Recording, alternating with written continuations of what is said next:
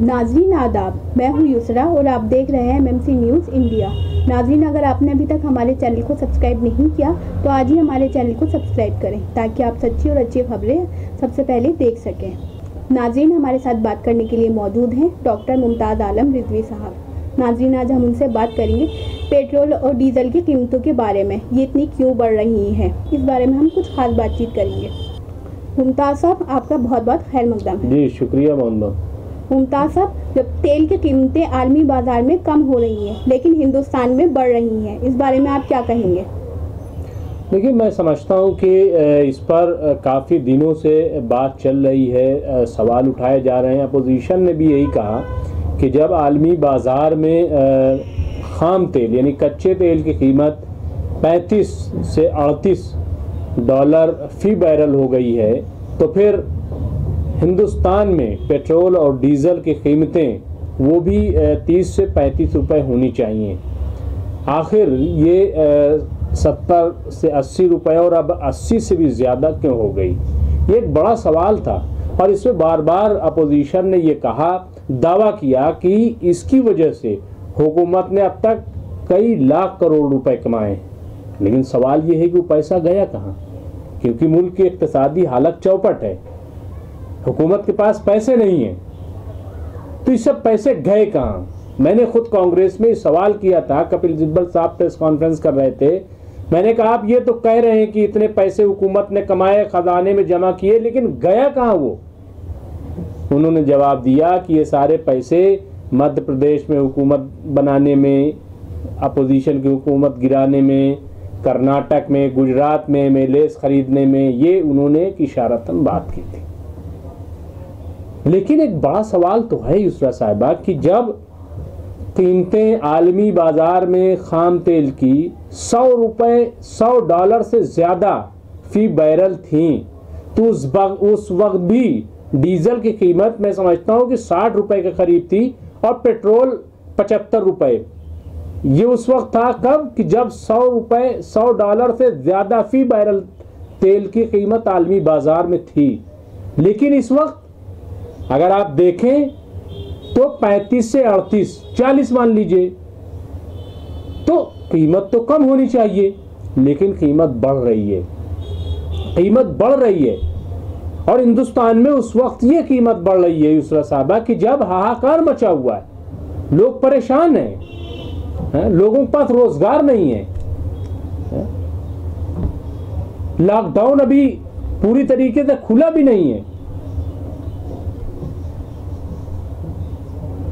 न जाने किस किस्म की पॉलिसी है, क्या पॉलिसी है, किसको हुकूमत मारना चाहती है। सबका साथ, सबका विकास, सबका विश्वास समझ से बाहर है मेरे भाई। आपकी बार अच्छी सरकार, आपकी बार महंगाई पे वार, कहां गए नारे ये सब, क्या हो गया ये। किसको नहीं मालूम कि अगर पेट्रोल की कीमत और डीजल की कीमत बढ़ती है तो इसका सीधा असर किसानों पर पड़ता है, बाजार पर पड़ता है। ट्रक किससे चलता है? डीजल से चलता है। जब डीजल की कीमत बढ़ जाएगी तो आप बताइए कि जो ट्रक का किराया है वो बढ़ेगा कि नहीं बढ़ेगा। जब ट्रक का किराया बढ़ जाएगा तो जो उस पे माल लादने वाला है वो अपने सामान की कीमत बढ़ाएगा कि नहीं बढ़ाएगा, वो कहां से देगा। तो आप एक पूरी चैन की सूरत में देख लीजिए। लेकिन हुकूमत है कि उस पर बात ही नहीं हो रही, और मीडिया में तो मैं देख रहा हूं कोई बात ही नहीं कर रहा है। मतलब आज की तारीख में महंगाई कोई इशू ही नहीं है, कुछ भी महंगा कर दीजिए। आटा जो 5 किलो 110 में मिल रहा था वो 150 में हो गया, कुछ पता ही नहीं। 40 रुपए बढ़ गए, किसी को कुछ खबर ही नहीं है। कितना तेल की कीमत बढ़ रही है, दूध कितना बढ़ रहा है, क्या चीज क्या बढ़ रही, कोई मतलब उसमें चर्चा ही नहीं है। कभी राम मंदिर आ जाएगा, कभी सीए आ जाएगा, कभी डोकलाम आ जाएगा, तो कभी लद्दाख आ जाएगा, और सबसे बड़ा पाकिस्तान है कि जब कहीं दाल न गले तो पाकिस्तान का नाम ले लो, हिंदुस्तान में मुसलमान का नाम ले लो, बस हो गई सियासत।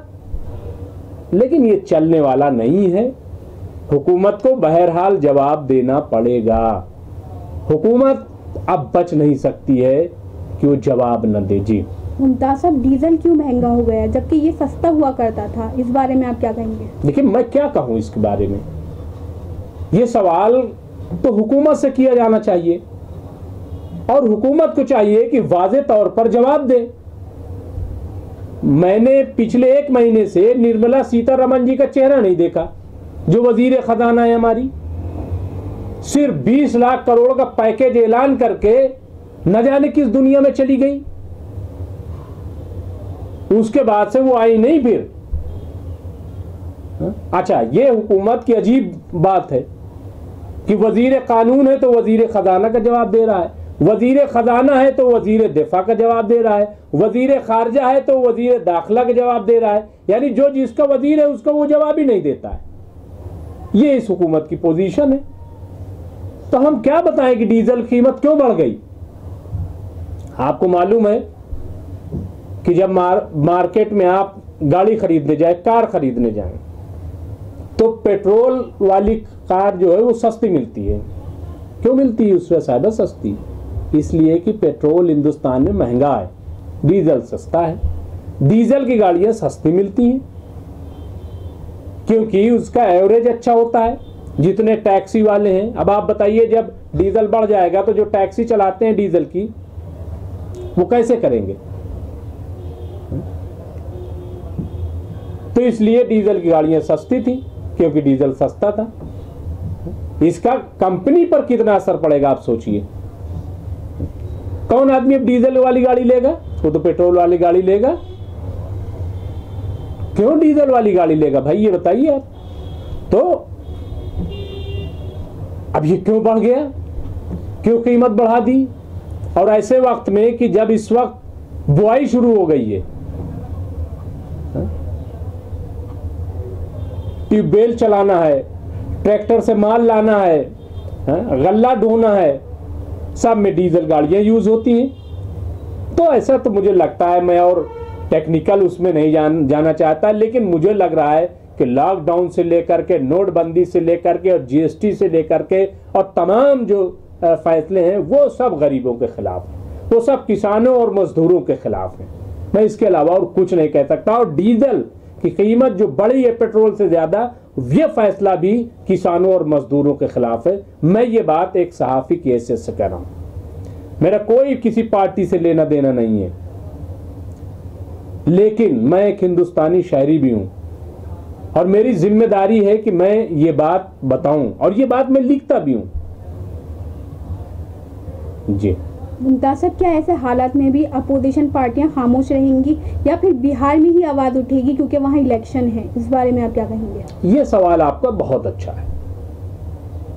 आज जिस तरीके से मीडिया में पटना की तेजस्वी यादव की खबर आ रही, जो आरजेडी के लीडर हैं, कि उन्होंने एक जुलूस निकाला,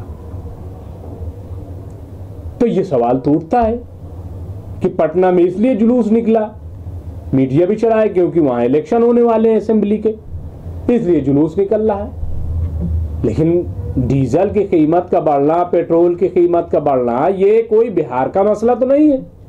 ये तो दिल्ली का भी मसला है और गुजरात का भी मसला है और मध्य प्रदेश का मसला है और राजस्थान का मसला है और पूरे मुल्क का मसला है। तो मैं समझता हूं कि अभी भी होश के नाखून लेने चाहिए।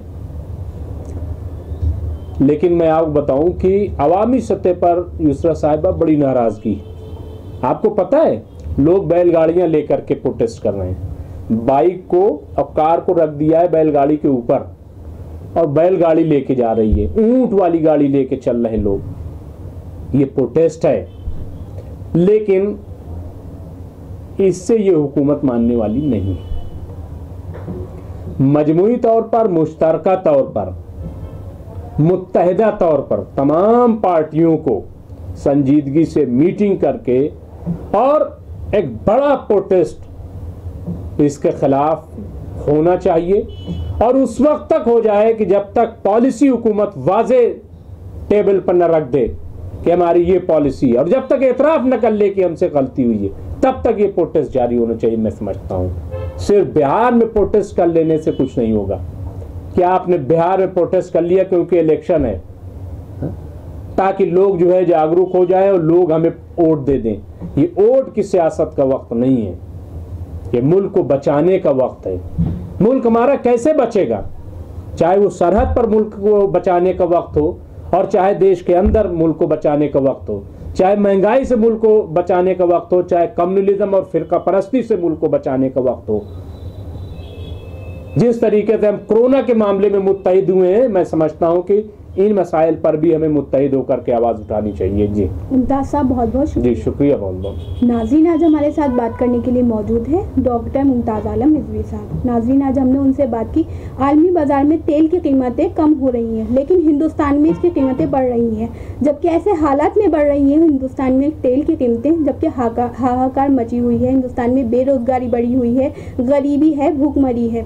इस पर हुकूमत कोई जवाब नहीं दे रही है। डीजल सस्ता हुआ करता था लेकिन डीजल भी अब महंगा हो चुका है, डीजल की भी कीमतें बढ़ी हुई हैं। इस पर बात यह है कि अपोजिशन खामोश है। अपोजिशन क्यों कोई बात नहीं कह रही, क्यों आवाज़ नहीं उठा रही है? हालांकि बिहार में प्रोटेस्ट हो रहा है। क्या बिहार में प्रोटेस्ट इसके खिलाफ इसलिए हो रहा है क्योंकि वहाँ इलेक्शन है? इस बारे में हमने कुछ खास बातचीत की। तो नाज़रीन, हम फिर हाजिर होंगे कुछ बड़ी खबरों के साथ। तब तक के लिए हमें दीजिए इजाज़त और देखते रहिए MMC न्यूज़ इंडिया और हमारे चैनल को ज़्यादा से ज़्यादा सब्सक्राइब कीजिए। शुक्रिया, खुदा हाफिज़।